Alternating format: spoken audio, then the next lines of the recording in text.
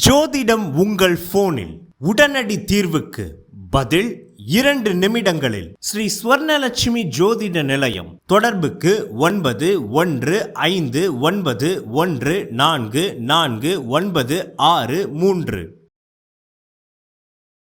இங்க வெஸ்டர்ன் மீடியாலெல்லாம் பர்டிகுலரா Wall Street ஜேர்னல்ல ஏற்கனவே அது வரத்துக்கு முன்னாடியே 44 மணி நேரத்துக்கு முன்னாடி லீக் ஆச்சுன்னு சொல்லிட்டு ஒரு செய்தி போட்டாங்க. அது நிச்சயமா ஆகக்கூடாது. இப்போ ஒரு திருப்பி லீக் ஆச்சுன்னு போட்டாங்க. என்னைக்கு இந்த மாதிரி லீக் இன்ஃபர்மேஷன் வருதோ அது எப்படி ரிலையபிளா இருக்கும் நம்ப முடியும். ஆனா அபிஷியல் இன்ஃபர்மேஷனே கிடையாது. இந்த பர்டிகுலர் ஏர்லைன் ஆக்சிடென்ட் ஸ்பெகுலேஷன் மாதிரி நான் எப்பயுமே பார்த்ததில்ல. அவ்வளவு வந்துருச்சு. அது நடந்த உடனேவே அதிகமா வந்தது. அதுக்கு பிறகு ரிப்போர்ட் வந்த பிறகு இன்னும் அதிகமாயிடுச்சு. ஏன்னா இன்னும் அது கேள்விகள் அதிகமா கிளப்பி போட்டுருச்சு. இப்ப ரொம்ப கான்ட்ரவர்ஷியலா அது போயிட்டு இருக்கு. அதனால கேப்டன் மாதிரி ஒரு தங்கமான மனுஷனை பார்க்கவே முடியாதுன்னு அப்படி பிரைஸ் பண்ணிட்டாங்க. ஏன்னா அவங்க பல வருஷம் அவங்களோட ஒர்க் பண்ணிருக்காங்க. அவரை பத்தி எல்லாமே தெரியும். அவங்க ஃபேமிலியோட பழகிருக்காங்க, எல்லாம் பண்ணிருக்காங்க. அவங்க கொடுத்த சர்டிபிகேஷன் என்னால நினைச்சு கூட பார்க்க முடியல. யூஸ்வலா 2 பைலட் இருக்கணும்ல. அப்போ ஒருத்தர் எதுக்கா பாத்ரூம்க்கு எதுக்கா வெளியே போகும்போது லாக் பண்ணிட்டு பண்றாங்க அப்படின்னா, இப்போ அந்த மாதிரி பண்ண முடியாது. இன்னொரு ஆள் உள்ள வரணும். உள்ள வந்தாதான் ஒருத்தங்க வெளியே போக முடியும். அப்ப 2 பைலட் இருக்காங்கன்னா யாராவது ஒரு க்ரூ மெம்பர் உள்ள உட்காந்துருப்பாங்க. அவங்க போயிட்டு வந்த பிறகு அவங்க ரீப்ளேஸ் பண்ணுவாங்க. அந்த மாதிரி பண்ணியிருக்காங்க. 4 விஷயத்துலதான் ஏர்லைன் மேல இருந்து கீழே விழும். ஒண்ணு பைலட் எரர். அது அதுதான் ஹையஸ்டா இன்னமும் நிக்குது. 2வது இயந்திர கோளாறு. 3வது வெதர். 4வது சாபட்டாஜ். அதாவது இந்த பாம்பு வெடிக்கிறது. அது நம்ம கம்மி. 4வது நம்ம கம்மி. சார் வணக்கம் சார். வணக்கம்மா. சார், இந்த ஏர் இந்தியாவோட விமான விபத்து ஏற்பட்டதுல இருந்து நிறைய கருத்துக்களை பல பேரை சொல்லிட்டு வந்தாலும் உங்களுடைய கருத்துக்களை கேட்க மக்கள் ஆவலா இருக்காங்க அப்படின்னு தான் சொல்லணும். பல உண்மைகளை நீங்க மக்களுக்கு தொடர்ந்து சொல்லிட்டு வரீங்க. ஆனா ஒரு 2 நாளா இந்த ஏர் இந்தியா விமான விபத்துகள் பத்தின நிறைய தவறான புரிதல்கள் மக்கள் கிட்ட உண்டாயிடுச்சோ, இல்ல வெளி ஊடகங்கள் இத பத்தி தவறான கருத்துக்களை கொண்டு வராங்களோ அப்படின்ற நிறைய கருத்துக்கள் நிலவுது. இத பத்தி உங்களுடைய பொதுவான கருத்து ஏதாவது இருக்குங்களா? பொதுவான கருத்து இப்போது தவறு ரைட் அப்படிங்கிற சொல்றதுக்கு ஒண்ணுமே இல்லை. ஏன்னா நம்ம ஏற்கனவே பல முறை பல இது மாதிரி சேனல்ஸ்ல பேசியிருக்கேன். இது மாதிரி அந்த ரிப்போர்ட் முழுமையான ரிப்போர்ட்ல ஃபர்ஸ்ட் பிரிலிமினரி ரிப்போர்ட். அதுலயும் நிறைய வேகா கொடுத்திருக்காங்க. அதனுடைய தொடர்புகள் ஆரம்பத்துல இருந்து கடைசி முடிய அந்த சிபிஆர் உடைய அந்த வாய்ஸ் ரெக்கார்டிங்லாம் இல்ல. அவர் பேசின பிறகு என்ன நடந்தது, பேசுறதுக்கு முன்னாடி என்ன பேசினாங்க, இதெல்லாமே இல்லை. ஸோ அதுல நிறைய விஷயங்கள் மிஸ் ஆகுது. அப்படிங்கும் போது நம்ம அது மிஸ் ஆகி இருக்கிற ஒரு ப்ராப்பரான இன்ஃபர்மேஷன் இல்லாத ஒரு முடிவுக்கு வருது தவறுன்னு அவங்களும் சொல்லியிருக்காங்க. நம்ம ஐ திங்க் இந்தியன் கவர்மெண்ட்டும் சொல்லியிருக்குது. அதே மாதிரி அந்த நேரத்தில் என்ன இருக்கு அப்படின்னு பாத்தீங்கன்னா, இங்க வெஸ்டர்ன் மீடியாலெல்லாம் பர்டிகுலரா வால் ஸ்ட்ரீட் ஜேர்னல்ல ஏற்கனவே அது வரத்துக்கு முன்னாடியே 44 மணி நேரத்துக்கு முன்னாடி லீக் ஆச்சுன்னு சொல்லிட்டு ஒரு செய்தி போட்டாங்க. அது நிச்சயமா ஆகக்கூடாது. இப்போ ஒரு திருப்பி லீக் ஆச்சுன்னு போட்டாங்க. என்னைக்கு இந்த மாதிரி லீக் இன்ஃபர்மேஷன் வருதோ அது எப்படி ரிலையபிளா இருக்கும் நம்ப முடியும். ஆனா அபிஷியல் இன்ஃபர்மேஷனே கிடையாது. அந்த லீக் இன்ஃபர்மேஷன் வச்சு நம்ம பேசுறது எந்த விதத்திலயும் நியாயமும் கிடையாது, ரைட்டும் கிடையாது. அதுக்கு முதல்ல ஒரு விஷயத்தை நான் முக்கியமா பதிவு பண்ணலாம்னு ஆசைப்படுறேன். என்னன்னா, இது நான் பர்டிகுலரா என்னை பத்தி சொல்லிக்கிறேன். ஏர் இந்தியாக்கோ போயிங்கோ அல்லது பைலட்ஸ்க்கோ இதனால எந்த சைடுமே நான் கிடையாது. யார் சைடும் கிடையாது. அதை பத்தி எனக்கு இருக்க வேண்டிய அவசியமும் கிடையாது. என்ன டிஸ்க்ளைமர் கிளியரா கொடுத்துறேன். யார் பக்கமும் நான் கிடையாது. நான் பொதுவா இது இதுல என்ன இருக்கோ அது நான் என்ன அண்டர்ஸ்டாண்ட் பண்ணணும் அது உங்களுக்கு எடுத்து சொல்றேன். அவ்வளவுதான். இது நடக்கும், இது வாய்ப்பு இருக்கு, இது நடக்க வாய்ப்பு இல்லை, இவ்வளவுதான் ஒளி. அது ஆனா யாருமே இந்த நேரத்துல ப்ரெடிக்ட் பண்றது ரைட். இதுவும் கெட்டிங் டூ சென்சிட்டிவ். இப்போ ஒரு பர்சனல் சம்பவத்தை கூட இங்க பதிவு பண்ணலாம்னு நினைக்கிறேன். என்னன்னா, என்னோட படிச்ச ஒரு கிளாஸ்மேட், அவங்க பேரு ஸ்வர்ணா. நாங்க கிட்டத்தட்ட 49 வருஷமா நட்பு. எங்களுக்கு 49 வருஷத்துக்கு முன்னாடி காலேஜில் நாங்க ஒன்னா படிச்சோம், டிகிரி படிச்சோம். அவங்க ஏர் இந்தியால ஒர்க் பண்ணாங்க. ஒர்க் பண்ணி ரிட்டையர் ஆயிருக்காங்க. அவங்க கிட்ட நம்ம நேரம் பேசிட்டு இருந்தேன். அவங்க ரொம்ப க்ளோஸ் ஃப்ரெண்டா அந்த கேப்டனுக்கு. கேப்டன் மாதிரி ஒரு தங்கமான மனுஷனை பார்க்கவே முடியாதுன்னு அப்படி பிரைஸ் பண்ணிட்டாங்க. ஏன்னா அவங்க பல வருஷம் அவங்களோட ஒர்க் பண்ணிருக்காங்க. அவரை பத்தி எல்லாமே தெரியும். அவங்க ஃபேமிலியோட பழகிருக்காங்க, எல்லாம் பண்ணிருக்காங்க. அவங்க கொடுத்த சர்டிபிகேஷன் என்னால நினைச்சு கூட பார்க்க முடியல. இவ்வளவு குட். அவருக்கு அவ்வளவு டிப்ரெஸ்டாவும் கூட இருந்தாங்க என்கிட்ட சொன்னாங்க. அந்த விஷயத்த நான் பதிவு பண்ணிக்கிறேன். ஒரு பர்சனல் கேரக்டரைசேஷன் அது இந்த மீடியால பதிவு பண்ணிக்கிறது நான் விரும்புறேன். ஏன்னா அது ஒரு முக்கியமான பாயிண்டா நான் பாக்குறேன். ஏன்னா எண்ட் ஆஃப் தி டே ஒருத்தரோட கேரக்டர், பர்சனல் கேரக்டர் எந்த அளவு குட் அப்படிங்கிறது இருக்கும்போது அதனால அவங்களே அவங்க இத்தனைக்கும் ஃப்ரெண்டு தான், கூட ஒர்க் பண்ணவங்க தான். ஆனா அவங்க வந்து நம்ம மன உளைச்சலுக்கு உள்ளாயிருக்காங்க இந்த மாதிரி ரிப்போர்ட்ஸ்னால. அதனால இந்த ஃபைனல் ரிப்போர்ட் வரட்டும், அதுல எல்லாருக்கும் அதுல தெளிவு கிடைக்கட்டும். அப்புறம் நம்ம என்ன ஃபேக்டோ அதை நம்ம அக்செப்ட் பண்ணிக்கிட்டு தான் போய் ஆகணும், வேற வழி இல்லை. ஏன்னா அக்செப்ட் பண்றது என்ன, எதுக்கு அக்செப்ட் பண்றது அப்படிங்கிறது அகெயின் இந்த ரிப்போர்ட்டே வந்து திருப்பி திருப்பி சொல்றேன், யாரையும் பிளேம் பண்றதுக்காக இல்லை. இது ஒரு சம்பவம் நடந்ததுன்னா அந்த சம்பவம் இந்த மாதிரி ஏவியேஷன் இண்டஸ்ட்ரியில திருப்பி நடக்கக்கூடாது அப்படிங்கறதுதான் இதனுடைய எவ்ரி சம்பவத்திலையும் அவங்க கரெக்ட் பண்ணிடுவாங்க. அடுத்த முறை அது வர முடியாத மாதிரி பார்த்துப்பாங்க. முடிஞ்ச அளவுக்கு என்னென்ன பண்ணணுமோ அத்தனை நடவடிக்கை எடுப்பாங்க. இது வந்து ரொம்ப ஸ்ட்ரிக்டா ஃபாலோ பண்ற ஒரு இண்டஸ்ட்ரி. அதனாலதான் இன்னைக்கும் நான் சொல்றது, இவ்வளவு நடந்தாலும் சரி, இது மாதிரி ஆக்சிடென்ட் ஆனாலும் சரி, ஏவியேஷனோட ஒரு சேஃபஸ்ட் மோட் ஆஃப் டிராவல் உலகத்துல வேற எதுவுமே கிடையாது. நீங்க நடந்து போறதோட சேஃப் அப்படிங்கறத நான் மீண்டும் மீண்டும் பதிவு பண்ணிக்கிறேன். அடுத்த கேள்வி கேளுங்க சார். ஆனா இதை தாண்டி குறிப்பா சில கேள்விகள் உங்ககிட்ட கேட்கணும் அப்படின்றது. அதுல முக்கியமான ஒண்ணு வந்து, இந்த கேப்டன் வந்து ரொம்ப டிப்ரெஷன்ல பாதிக்கப்பட்டிருந்தாரு. அதனால வந்து அவரு தானா வந்து முன் வந்துதான் இந்த விபத்தை ஏற்படுத்தினாரு அப்படின்ற சில விஷயங்கள் வெளியாகி இருக்கு. இதை நீங்க எப்படி பாக்குறீங்க? உங்களுடைய எக்ஸ்பீரியன்ஸ்ல இதுக்கு முன்னாடி இந்த மாதிரி ஏதாவது நீங்க எக்ஸ்பீரியன்ஸ் பண்ணிருக்கீங்களா? இதை நான் ரூமரா தான் பாக்குறேன். ஏன்னா இது வந்து அதிகாரப்பூர்வமா யாரும் சொல்லல. இப்ப அவங்களோட ஏவியேஷன் அப்படி ஒருவேளை பாதிச்சிருந்தாருன்னா அவங்களுக்கு வந்து 6 மாசத்துக்கு ஒரு தடவை மெடிக்கல் செக் அவங்க பாஸ் பண்ணணும். அதுல வந்து பேசிக் ஸ்கிரீனிங் தான், இல்லைன்னு சொல்ல வரல. அது வந்து ப்ராப்பர் சைக்காட்ரிக் எவாலுவேஷன்லாம் கிடையாது, பேசிக் ஸ்கிரீனிங். மற்ற இதெல்லாம் பண்ணுவாங்க. உங்களுக்கு இசிஜி, காது நல்லா கேக்குதா, கண்ணு தெரியுதா, மற்ற டெஸ்ட் எல்லாம் பண்ணுவாங்க. இது வந்து ரெகுலரா உலகத்துல எல்லா ஊர்லயுமே அந்த ஏவியேஷன் மெடிக்கல் எக்ஸாமினர்னு இருப்பாங்க. அவங்க தான் செக் பண்ணுவாங்க. அவங்க செக் பண்ணி சர்டிபிகேட் கொடுத்தா தான் நீங்க ஃபர்தர் அப்ளை பண்ண முடியும். ஈவன் உங்களுக்கு டயபெட்டிஸ் எல்லாம் ரொம்ப அதிகமா இருந்தது, இன்சுலின் போறீங்க, அல்லது உங்களுக்கு வந்து இங்க ஹெல்த் ரிஸ்க் வேற ஏதாவது, அதாவது உங்களுக்கு எனி டைம் உங்களுக்கு வந்து ஹார்ட் அட்டாக்கோ மற்றது ஏதாவது வரலாம் அப்படின்னு நீங்க வந்து ஒரு ஹெல்த் ரிஸ்க் அதிகமாச்சுனாலே அவங்க இது நீங்க சைக்கலாஜிக்கலா இல்ல, ஈவன் அதர்வைஸ் உங்க ஹெல்த். அதனாலதான் எல்லா பைலட்ஸும் பாத்தீங்கன்னா ஜென்ரலி ஹெல்த்தியர் தான் நார்மல் பீப்புள். ஏன்னா அவங்க அந்த அளவுக்கு எவாலுவேட் பண்றாங்க. அப்ப இந்த மென்டல் எவாலுவேஷனும் கொண்டு வந்துட்டாங்க.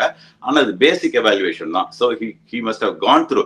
நம்ம அவங்க பாஸ் பண்ணி வந்த பேப்பரை வச்சுதான் பேச முடியும் ஒழிய மக்களுடைய கற்பனைக்கோ அல்லது யாரோ சொன்னதுக்கெல்லாம் நம்ம வந்து இப்படி பதில் சொல்ல முடியாது. நமக்கு தெரியாதுங்கிறது தான் உண்மையான பதில். சார், உங்களுடைய எக்ஸ்பீரியன்ஸ்ல இந்த மாதிரி விபத்துகளை நீங்க பாத்திருக்கீங்களா?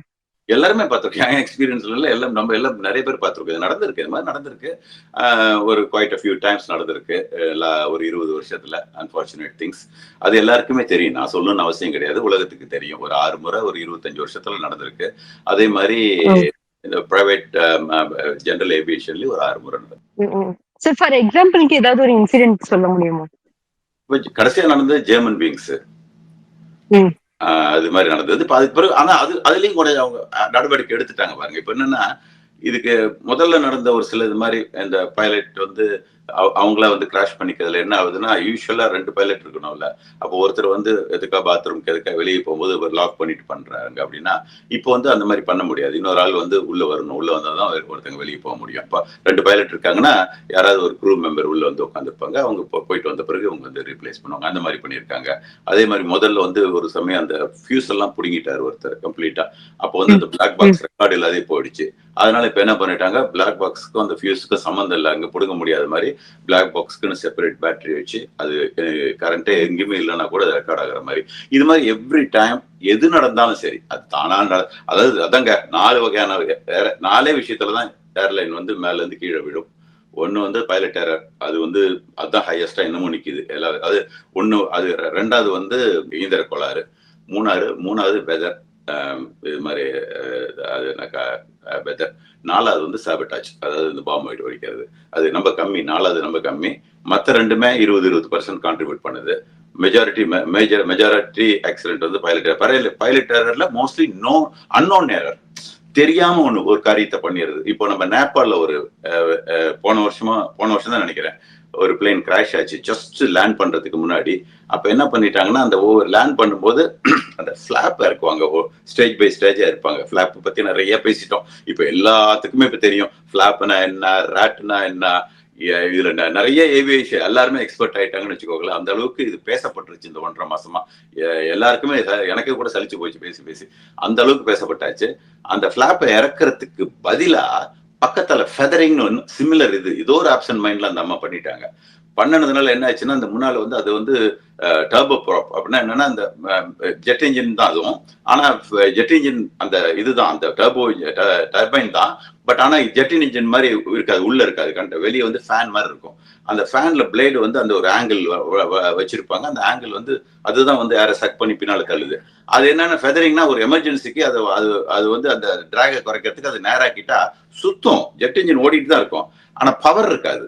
உங்களுக்கு வந்து உள்ள இருந்து அந்த முன்னால இருந்து ஏரை எடுத்து பின்னால தள்ளாது. ஸோ சடன்லி அதை இன்ஜின் ஆஃப் பண்ற மாதிரி தான். அவங்களுக்கே தெரியல. ஃபெதரிங் பண்ண உடனே ஏரோடைனமிக் ஸ்டாலும்பாங்க. அதாவது அந்த ஸ்பீடு குறைஞ்சி அப்படி கீழே விழுந்து ஜஸ்ட் 30 செகண்ட்க்கு முன்னாடியே இறந்துட்டாங்க. ஸோ இது மாதிரி கம்ப்ளீட்டா ஆப்சன்ட் மைண்ட்ல வெரி ரேரா நடக்குது. Very very very rare. அதுவும் ரேரஸ்ட் ஆஃப் த ரேர் தான். அடிக்கடிலாம் நடக்கிறது இல்லை.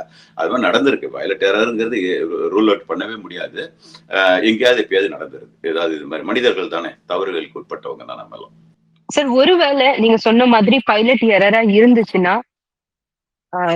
அதாவது நிறைய விஷயங்கள் வெளியே வருது ஊடகங்கள்ல இருந்து. ஒருவேளை அதுபடி இருந்துச்சுன்னா என்ன நடக்க வாய்ப்பு இருக்கு அடுத்தது?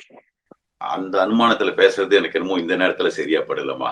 ஏன்னா இது எல்லாமே வெறும் அனுமானத்துல அதிகமா போயிட்டு இருக்கு. இப்ப ஸ்பெகுலேஷன் எக்கச்சக்கமா ஆயிடுச்சு. இந்த இந்த இந்த பர்டிகுலர் ஏர்லைன் ஆக்சிடென்ட் ஸ்பெகுலேஷன் மாதிரி நான் எப்பயுமே பார்த்ததில்லை. அவ்வளவு வந்துருச்சு. அது நடந்த உடனேவே அதிகமா வந்தது. அதுக்கு பிறகு ரிப்போர்ட் வந்த பிறகு இன்னும் இன்னும் அதிகமாயிடுச்சு. என்னன்னா இன்னும் அது கேள்விகள் அதிகமா கிளப்பி போட்டுருச்சு. இப்ப நம்ம கான்ட்ரவர்ஷியலா அது போயிட்டு இருக்கு. அதனால நம்ம இப்போ பெஸ்ட் வழி வந்து வேற வழி இல்லை. எல்லாருக்கும் ஆர்வம் இருக்கு. பட் வேற வழி இல்லை. அன்லஸ் அவங்க ஃபர்தரா அவங்க ஃபைனல் ரிப்போர்ட்டுக்கு முன்னாலே இன்னும் கொஞ்சம் மோர் டீடைல் வெளியிட்டா நம்ம ஓரளவு கெஸ் பண்ணலாம். அப்படி இல்லைன்னா நம்ம அடுத்த 12 மாசம் நம்ம வெயிட் பண்ணி அந்த ரிசல்ட் வந்த பிறகு பேசுறதுதான் வந்து எனக்கு முறையா தெரியுது. சார், ஆனா இந்த ஃபைனல் ரிசல்ட் வரதுக்கு 12 மாதங்கள் ஆகும் அப்படின்னு சொல்றாங்க. ஏன் அந்த கால அவகாசம் எடுத்துக்கிறாங்கன்னு தெரிஞ்சுக்கலாமா? இல்லம்மா, இதுல வந்து எல்லா ஸ்டெப்பும் அவங்க வந்து மேக் ஷூர் எவ்ரி பிட். அதான் சமயத்துல பாத்தீங்கன்னா நான் ஏற்கனவே எக்ஸ்பிளைன் பண்ணேன். டிடபிள்யூன்னு சொல்லிட்டு ஒரு ஒரு ஃபிளைட்டிங் அமெரிக்கால லாங் நம்ம 40-50 வருஷம் முன்னாடி அது வந்து சுக்குநூறா நொறுங்கி போச்சு, வெடிச்சு வானத்துல. அந்த நொறுங்கி போனா உங்களுக்கு பாத்தீங்கன்னா மில்லியன் கணக்குல பார்ட் வந்து விழுந்தது கீழே. அவ்வளவு நிறைய பார்ட் விழுந்துருச்சு. அதை கொண்டு போய் ஒரு ஒரு பெரிய ஒரு இடத்துல கொண்டு போய் வச்சு எல்லாம் திருப்பி டேப் போட்டு அந்த பிளேனே ரீகன்ஸ்ட்ரக்ட் பண்ணாங்க அந்த பார்ட்ஸ் வச்சு. இது நல்ல ஒரு சிக்ஸாக் பசில் பண்றதே எவ்வளவு கஷ்டம் நீங்க நினைச்சு பாருங்க.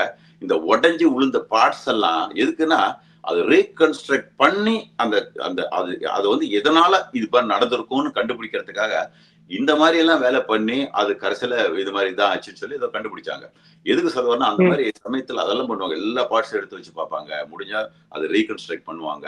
இது மாதிரி நம்ம நினைக்கிற மாதிரி வெரி ஈஸி கிடையாது. Time consuming process. பிகாஸ் அதுல தவறு நடந்துடக்கூடாது. நீங்க சொல்லக்கூடிய அப்படி தவறு நடந்ததுன்னா பாத்தீங்கன்னா இதே போயிங்ல ஒரு தடவை எம்காஸ்ல ஃபர்ஸ்ட் தடவை அந்த சாஃப்ட்வேர் ஃபிளானால ஒரு கிராஷ் நடந்தது.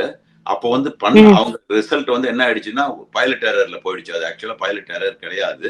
அது வந்து இதுதான் உங்களுக்கு அந்த சிஸ்டம் எரர். பட் ஆனா இன்வெஸ்டிகேட்டர்ஸ் எனக்கு என்னமோ சதி பண்ணி பண்ண மாதிரி எனக்கு தெரியல. அப்படியெல்லாம் மறைக்க முடியாது இதுல. அதுல வந்து அவங்க என்னன்னா ஆம்பிகுட்டி வந்துடும். இதா அப்படியா அப்படி அவங்க எதிர்பார்க்கவே அவங்க நினைச்சாங்க பைலட் வந்து மேனேஜ் பண்ணிருக்கலாம்னு நினைச்சாங்க. அதனால அந்த மாதிரி ரிசல்ட் பண்ணாங்க. ஆனா அந்த தவறான ரிசல்ட்னால பாருங்க இன்னொரு பிளேன் அதே பேட்டர்ன்ல போய் விழுந்தது. அதனால இது வந்து எக்ஸ்ட்ரீமா கேர்ஃபுல். இது வந்து நாட் ஜஸ்ட் மக்களை சாட்டிஸ்ஃபை பண்ணக்கூடிய ஒரு ரிப்போர்ட்டே கிடையாது. இந்த ரிப்போர்ட்ங்கிறது வந்து அடுத்த விபத்தை தடுக்கிறது. இந்த ரிப்போர்ட்ல வந்து அவங்களுடைய சேஃப்டி, அது பண்றவங்களோட சேஃப்டி இருக்கு. அவங்களும் நாளைக்கு ஏர்லைன்ல டிராவல் பண்றாங்க. அவங்க வீட்டுல அவங்க குடும்பமும் டிராவல் பண்ணுது, நம்மளும் டிராவல் பண்றோம், எல்லாரும் டிராவல் பண்றோம் இந்த காலத்துல. அப்படி இருக்கிற பட்சத்துல ஒரு தவறான ஒரு ரிப்போர்ட் வந்து என்ன பண்ணா அவங்கள கூட ஃபியூச்சரை பாதிச்சிடும். அவங்க அந்த ரிப்போர்ட் கொடுக்கறவங்கள கூட அதே மாதிரி ஒரு ஆக்சிடென்ட்ல இறந்து போகலாம். இதுல எல்லாரும் உயிரும் அதுக்குள்ள இருக்கு. ஸோ அதுல கேர்ஃபுல்லா தான் இருப்பாங்கிறது எனக்கு அந்த ரிப்போர்ட் மேல மேனிபுலேட் பண்ணுவாங்க நம்பிக்கை இல்லை. ஆனா அந்த ரிப்போர்ட்டோடைய முடிவை தவறா இந்த போயிங் எடுத்த மாதிரி எடுக்கிறதுக்கு வாய்ப்பு இருக்கு சமயத்துல. அது வந்து சமயத்துல வந்து அவங்களுக்கு தெரியல இதுதான் வருதுங்கும் போது சரி என்ன அப்புறம் என்ன ப்ராபபிள் இதெல்லாம் இருந்தா எப்படி இருக்க முடியுங்கிறத பார்ப்பாங்க. பார்த்துட்டு அவங்க கடைசியில முடிவு எடுப்பாங்க. அந்த முடிவு வந்து சமயத்துல ரேரா தப்பர். லைக் எனி ஜட்ஜ்மெண்ட், எங்க கோர்ட்ல ஜட்ஜ்மெண்ட்டே நிறைய விஷயங்கள் பார்த்து தான் பண்றாங்க எவிடன்ஸ் பேஸ் பண்ணி. பட் சம்டைம் தப்பா போயிரு இல்லையா, அதே மாதிரிதான். நிறைய முக்கியமான விஷயங்களை இன்னைக்கு நாங்க கேட்டு தெரிஞ்சுக்கிட்டோம் அப்படின்னு நினைக்கிறேன். உங்களுடைய நேரத்துக்கு ரொம்ப நன்றி. நன்றிமா. தேங்க்யூ. ஜோதிடம் உங்கள் போனில் உடனடி தீர்வுக்கு பதில் 2 நிமிடங்களில் ஸ்ரீ ஸ்வர்ணலட்சுமி ஜோதிட நிலையம். தொடர்புக்கு 915914449663.